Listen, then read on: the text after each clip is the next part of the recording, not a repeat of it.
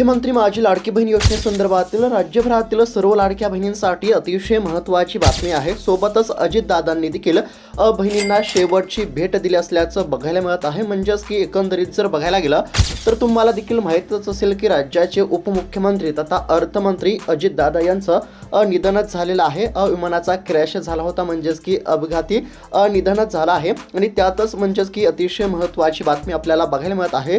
म्हणजेच की सध्या जर बघायला गेलं तर फक्त महाराष्ट्र नाही तर संपूर्ण देशाला धक्का देणारी बातमी म्हणजेच की अजितदादा यांचं निधन झालं। लाडक्या बहिणींसाठी देखील अजितदादा यांनी म्हणजेच की महत्त्वाचे निर्णय घेतलेले होते। लाडक्या बहिणींना खुश करण्यासाठी, दिलासा देण्यासाठी, आर्थिक आधार देण्यासाठी, लाडक्या बहिणींना सक्षम करण्यासाठी, स्वावलंबी बनवण्यासाठी अजितदादांनी देखील प्रयत्न केले होते, परंतु त्यातच अजितदादांचं निधन झालं। त्यामुळे फक्त महाराष्ट्र नाही तर संपूर्ण देशाची मोठी हानी झालेली आहे। लाडक्या बहिणींचे दादा फक्त लाडक्या बहिणींचेच दादा नव्हे तर महाराष्ट्राचे देखील दादा होते, परंतु त्यांच्या या निधनामुळे आता म्हणजेच की महाराष्ट्राची हानी झाली। परंतु आता अजितदादा यांच्या निधनामुळे यापुढे लाडकी बहीण योजनेचं काय होणार असा देखील प्रश्न उपस्थित झालेला होता आणि त्यातच महत्त्वाची बातमी समोर आली आहे।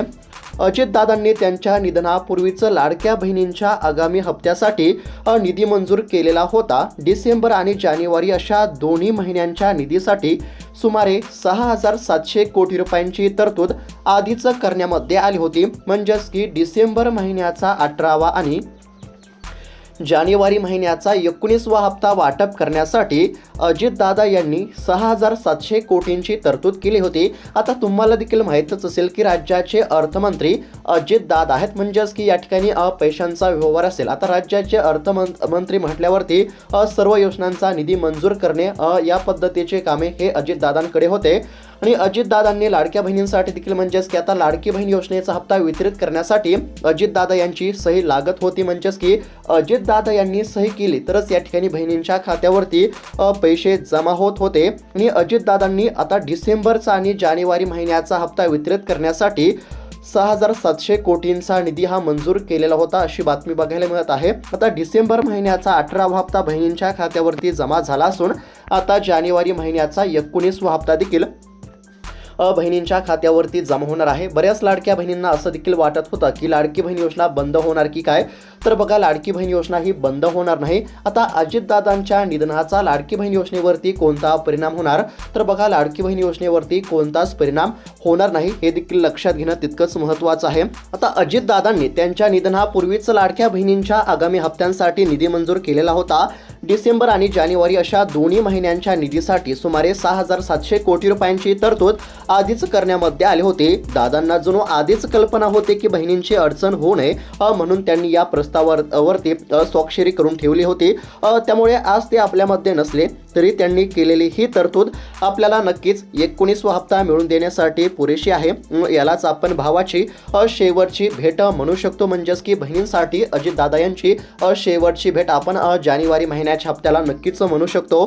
जानेवारी महिन्याचा 19वा हप्ता बहिणींच्या खात्यावरती जमा होणार आहे। आता म्हणजेच की आतापर्यंत लाडकी बहीण योजनेचे एकूण 18 हप्ते जमा झाल्यानंतर जानेवारी महिन्याचा 19वा हप्ता कधी जमा होणार याकडे सर्वांचे लक्ष लागले होते। आता जानेवारी महिन्याचा 19वा हप्ता खरं तर या ठिकाणी म्हणजेच की लवकरच जमा होणार होता, परंतु निवडणूक आयोगाने सरकारला हप्ता देण्याचा नकार दिलेला होता। त्यामुळे जानेवारी महिन्याचा हप्ता वाटप करण्यासाठी उशीर झाला होता, परंतु बहिणींना काळजी करण्याची गरज नाही। आता जानेवारी महिन्याचे पैसे तुमच्या खात्यावरती जमा होतील।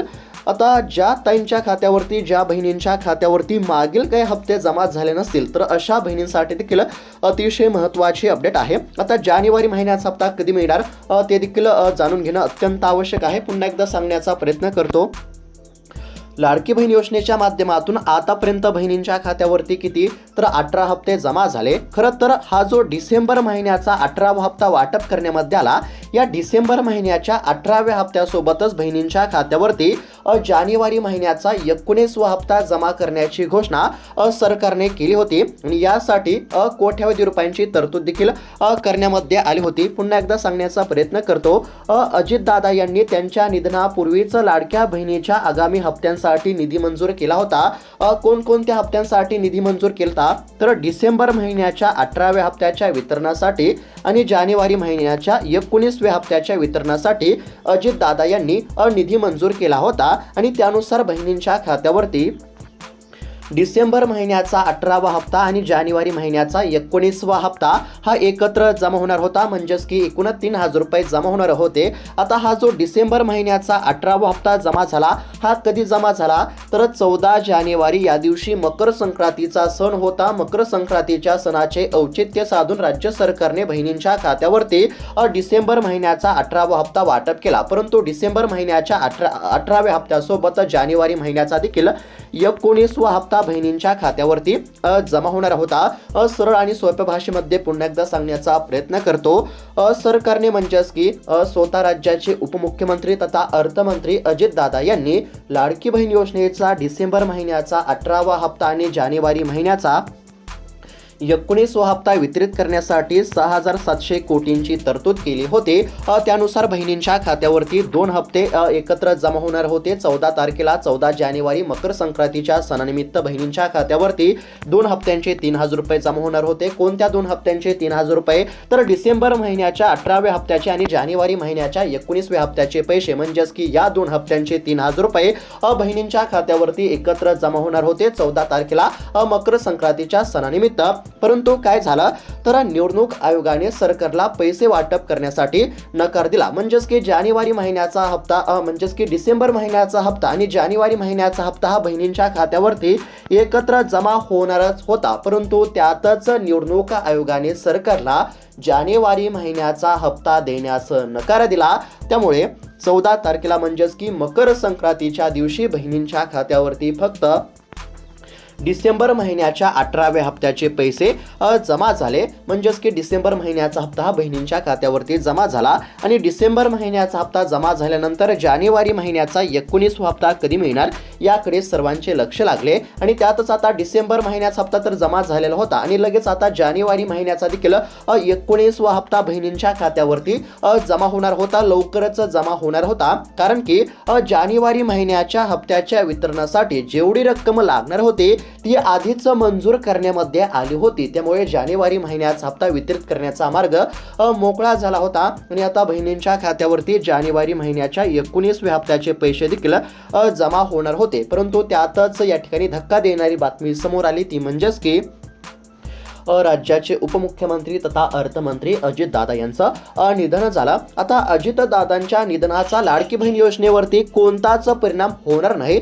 मग या ठिकाणी जानेवारी महिन्याचा हप्ता म्हणजेच की लवकर का मिळणार नाही हे देखील जाणून घेणं अत्यंत आवश्यक आहे. म्हणजेच की अजितदादा यांच्या निधनाचा लाडकी बहीण योजनेवरती कोणताच परिणाम होणार नसला तरी सध्या जे कामकाज आहे ते या ठिकाणी म्हणजेच की सध्या हळूवार आपल्याला बघायला मिळत आहे. म्हणजेच की सध्या एकंदरीत जर बघायला गेलं तर अजितदादांच्या निधनामुळे सध्या म्हणजेच की सध्या एकंदरीत जर बघायला गेलं तर राज्यामध्ये आता ज्या शासकीय प्रक्रिया असतील सगळ्या म्हणजेच की थोड्याफार ठप्प आपल्याला बघायला मिळतील. म्हणजेच की बंदच असं नाही, म्हणजेच की थोड्याफार या ठिकाणी जी गती असेल ती थोडीफार आपल्याला कमी बघायला मिळेल. म्हणजेच की सोप्या भाषेमध्ये जर सांगायचं झालं तर आता जो जानेवारी महिन्याचा 19वा हप्ता जमा होणार होता तो जमा होण्यास थोडाफार या ठिकाणी उशीर लागू शकतो. म्हणजेच की अजितदादा यांच्या निधनाचा लाडकी बहीण योजनेवरती कोणताच परिणाम होणार नाही. परंतु जो जानेवारी महिन्याचा 19वा हप्ता जमा होणार होता तो या ठिकाणी थोडा म्हणजेच की जमा होण्यास थोडाफार उशीर लागू शकतो. आता जानेवारी महिन्याच्या 19व्या हप्त्यासाठी जेवढी रक्कम लागणार होती ती तर सरकारने आधीच मंजूर केली आहे, अजितदादा यांनी आधीच मंजूर केली आहे. मग हप्ता नेमका कधी मिळणार, जानेवारी महिन्याचा हप्ता कधी मिळणार हे देखील जाणून घेणं अत्यंत आवश्यक आहे. आता जानेवारी महिन्याचा जो हा 19वा हप्ता आहे हा साधारणतः 10 फेब्रुवारीपर्यंत बहिणींच्या खात्यावरती जमा होऊ शकतो अशी दाट शक्यता आहे. आता जर तुमच्या खात्यावरती आतापर्यंत 18 हप्ते जमा झाले असतील आणि जानेवारी महिन्याचा हप्ता कधी जमा होणार अशी जर तुम्ही प्रतीक्षा करत असाल तर हा जो जानेवारी महिन्याचा 19वा हप्ता आहे हा फेब्रुवारी महिन्यापर्यंत तुमच्या खात्यावरती जमा होईल हे देखील लक्षात घेणं तितकंच महत्त्वाचं आहे। त्यानंतर आता बऱ्याच बहिणींच्या खात्यावरती मागील काही हप्ते जमा झाले नव्हते तर अशा बहिणींसाठी देखील महत्त्वाची अपडेट आहे। आता जानेवारी महिन्याचा हप्ता कधी जमा होणार हे आपण बघितलं। कोणत्या बहिणींच्या खात्यावरती जानेवारी महिन्याचा हप्ता जमा होणार तर ज्या बहिणींच्या खात्यावरती आतापर्यंत 18 हप्ते जमा झाले असतील तर अशा बहिणींच्या खात्यावरती आता जानेवारी महिन्याचा 19वा हप्ता जमा होण्याचा मार्ग मोकळा झालेला आहे। आणि त्यानंतर ज्या बहिणींच्या खात्यावरती मागील काही हप्ते जमा झाले नव्हते तर अशा बहिणींनी काय केले पाहिजे जेणेकरून मागील रखडलेले हप्ते जमा होतील हे देखील जाणून घेणं अत्यंत आवश्यक आहे। आता ज्या बहिणींच्या खात्यावरती आतापर्यंत 18 हप्ते जमा झाले होते अशा बहिणींच्या खात्यावरती जानेवारी महिन्याचा 19वा हप्ता कधी जमा होणार हे आपण या ठिकाणी पाहण्याचा प्रयत्न केला। आता जानेवारी महिन्याचा हप्ता कधी जमा होणार पुन्हा एकदा सांगत आहे।